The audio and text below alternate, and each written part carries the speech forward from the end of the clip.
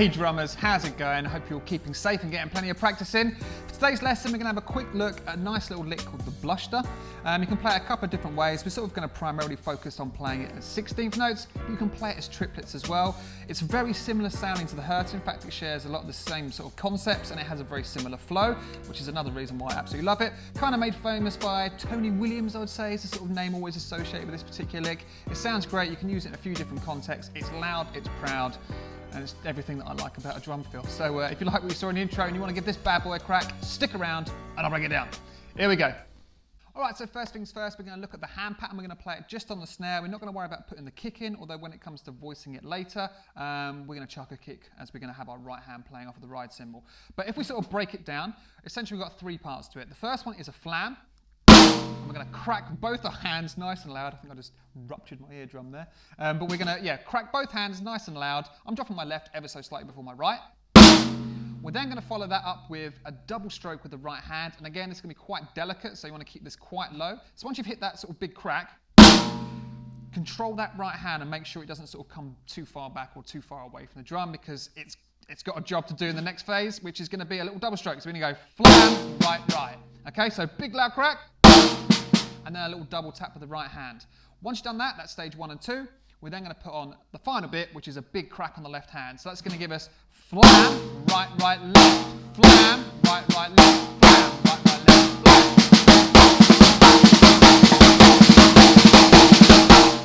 And it sounds great. It's so loud in here. So let's turn it down a little bit more. My first suggestion, if you want to learn this one, is to just sort of sit on that hand pattern for quite a while. If you've got a practice pad at home, great. If not, if you want to go for something a little bit quieter, you can do it on the hi-hat.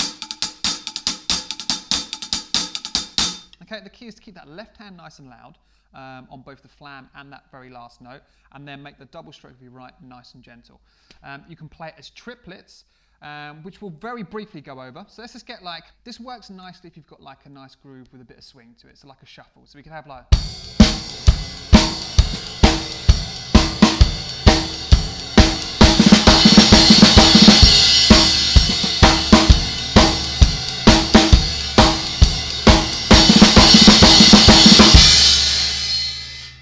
Alright, and that's me just playing. The bass drum was obviously just sort of like doing a 4 on the floor, and I was just putting my flam on every bass drum. And as I'll be playing that, I'm like 1 triplet, 2 triplet, 3 triplet, 4 triplet, boom, doom, doom, doom, doom, flam right left, flam right left. I can't say it. It's too many notes, but it's just think of it as 1 2 3 1 2 3 1 2 3 1 2 3 boom da da da boom da da da 1 triplet, 2 triplet, 3 triplet, 4 triplet. So it works really nicely there. But what I want to focus on is sort of stretching it out across a sort of bar where you're playing 16th notes, okay? So it's not necessarily going to work with that swung rhythm as well. If I was playing a swung rhythm, I'd probably go for the triplet version. But with this one, where we're playing sort of more contemporary grooves in that sort of like straight 4/4 feel, what we would do is we would sort of play the whole thing around 4 times, okay? So that's essentially 4 groups of 3, which will give us our 12 out of 16 notes, bearing in mind that some of those little groups or some of those notes are split into 30-second notes, but still the equivalent to 1 16th note. It's getting a bit convoluted, but then what we would do, once we've got up to beat 3, or the end of beat 3, where we would then completed the sequence 4 times, we then just chuck a nice little 4-note pattern at the end, and bash, we're back in on beat 1 of the next bar of our groove. So the way I would sort of go about it, if we want, we can just practice it on the snare drum again, and I'm going to put a kick with every flam, so I'm going to go... Now I just played it 4 times there. What I would then do if I was playing this as 16th notes is then I've got like all of beat 4 to just maybe 1 2 3 4 bang. So that'd be flam right right left, flam right right left, flam right right left, flam right right left. Finished, and then 1 4 E and a crack. Let's see if we get that to flow.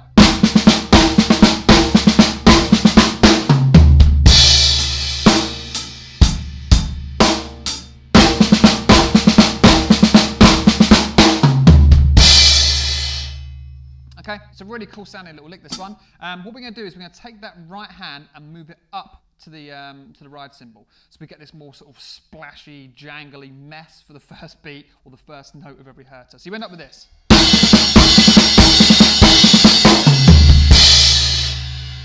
So when we start putting this together, the thing we've got to bear in mind is where those flams with the kick are going to land. Now the first one's going to be on beat 1, because that's where we're going to initiate the fill. The next one obviously is going to be on the of beat 1. then the next flam is going to be on the and of beat 2, then the next flam after that is going to be on the E of beat 3, and then obviously that fourth flam there is going to sort of like be the start of our very last Blushda before we then get to beat 4, which we're going to straighten out a tiny bit and just play 1, 2, 3, 4, bash. So I'm going to attempt to count this, but I always struggle because there's, you know, we're playing in groups of 3, over 4, and we've got some 30-second notes in there as well. So wish me luck, but here we go. We're going to get 1, E, let's go a bit quieter because that was loud. 1, E, and 2, E, and 3, E, and 4, E, and crash. So for beat 4, that's the only bit that's a little bit different, and I'm just playing snare drum with the right, high tom with the left, floor tom with the right, kick for the of beat 4, and then obviously as we go to beat 1, we've got another kick and a crash. So the last 4 notes, add the crash, and you can use your right hand or left hand. Doesn't really matter. Okay, so let's try and count this one more time. 1, E, and 2, E, and 3, E, and 4, E, and crash.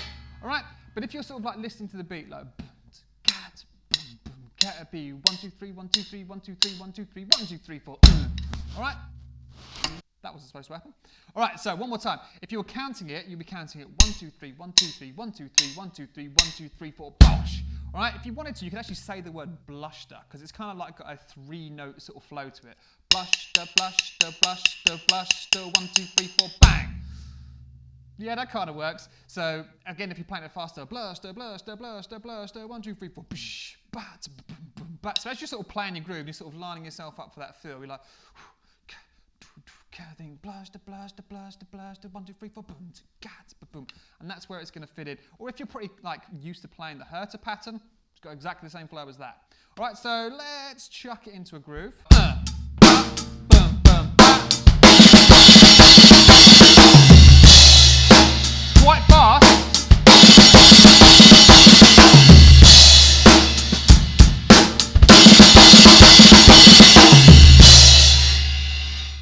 And sometimes what I tend to do is, again, it's that little pickup note. So as I'm about to go into the fill, okay, I'm not putting the kick on that first flam, but then assigning it to that flam from there onwards every time I sort of hit the snare drum and the ride in very close succession of each other, if that makes sense. And then obviously when you get to the end, it's just right, left, right, boom, bish, to finish it off. If you want, you could sort of like lead in with a cheeky little double stroke on the kick drums to get.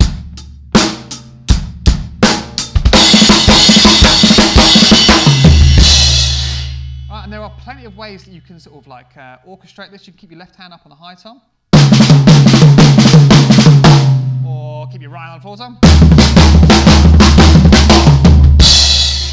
Like mix it up.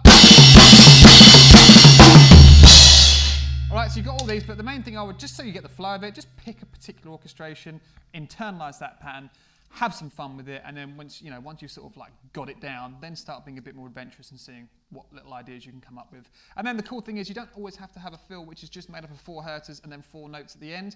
You can then start breaking up a tiny bit, sort of like if you know that, not herters, Blushdas. Every time you've sort of like come to play like a couple of blushes, you know that's going to be 6 notes worth. So if you've sort of gotten used to sort of subdividing like the bar into like little groups of 3 or groups of 6 and groups of 4 or 5 or whatever you want to do, as long as you can do like a little bit of basic maths, you're going to find some space for it. And it's got this cool flow to it. It's a little bit different, so it will catch a listener off guard a tiny bit. All right, so all I'm going to do now is I'm going to pop up there. I'm going to smash it out at nice, well, it's quite a fast fill anyway, so we'll try and keep it relevant, so I'll probably do it at like 60 BPM, 80 BPM, and then 100 BPM. It seems to work quite nicely as a sort of slow, medium, fast sort of tempo around those sort of speeds. So yeah, I'm going to shut up and start playing some drums. So here we go.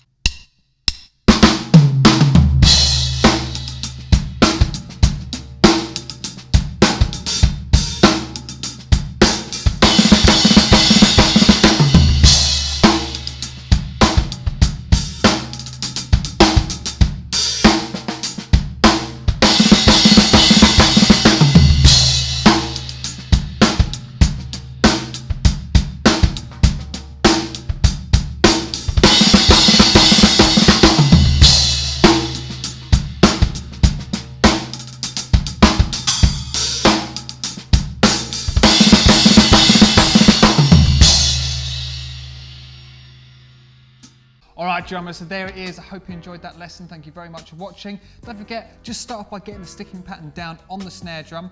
For me, sort of having like a little bit of experience with the Herter and some your basic rudiments. This one, once you get past that sort of first initial just learning the pattern, once you've sort of internalised it and you get quite comfortable, the speed will come relatively quickly. And of course, I've just been going over one particular orchestration, which I really like. But of course, you can start moving those hands around the toms and start playing it with that more sort of triplet flow if you're sort of playing in a more sort of swung, groovy sort of context. So obviously, if you want the sheet music, you can head over to my website. I've found a way of sort of like sorting that out now.